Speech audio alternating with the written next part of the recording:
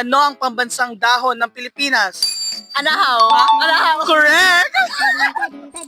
Yes! Ano ang pinakamatandang lungsod sa Pilipinas? Palawan. Palawan. Wrong!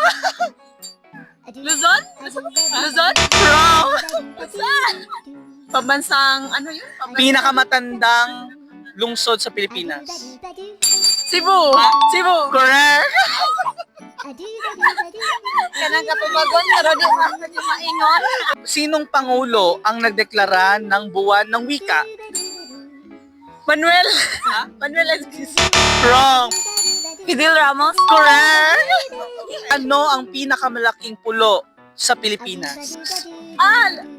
Pulo. Malaking pulo sa Pilipinas? Oo. Mindanao. Wrong! Luzon. Luzon. Correct!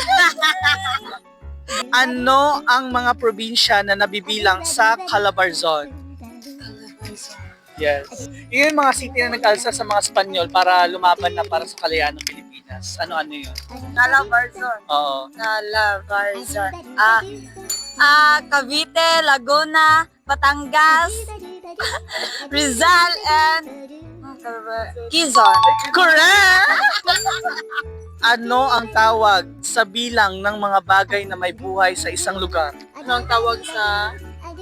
Tawag sa bilang ng mga bagay na may buhay sa isang lugar.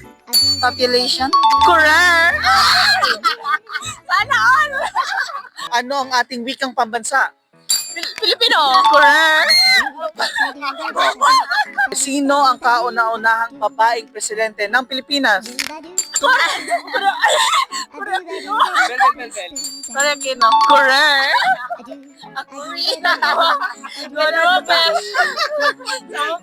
Sino ang nagsulat ng Noli Me Tangere at El Filibuster?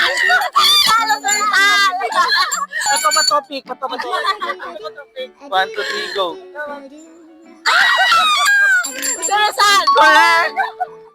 Ano ang pinakamataas na bundok sa Pilipinas? Mayon? Ha? Mayon? Wrong! Ay! Vulcan yun, be. Ano ang pinakamataas na bundok sa Pilipinas? Apo! Apo! Mount Apo! Correct! Apo naman di ay. Ano ang tawag sa mga sundalong Amerikano na nagtuturo o naging guro ng mga Pilipino noong pananakop ng mga Amerikano? Tumasay? Ha? Tumasay? Correct! Mga name sila, girl. Ha? Mga name sila. RC. Judy Lynn. Alright, thank you so much, girls. Alright.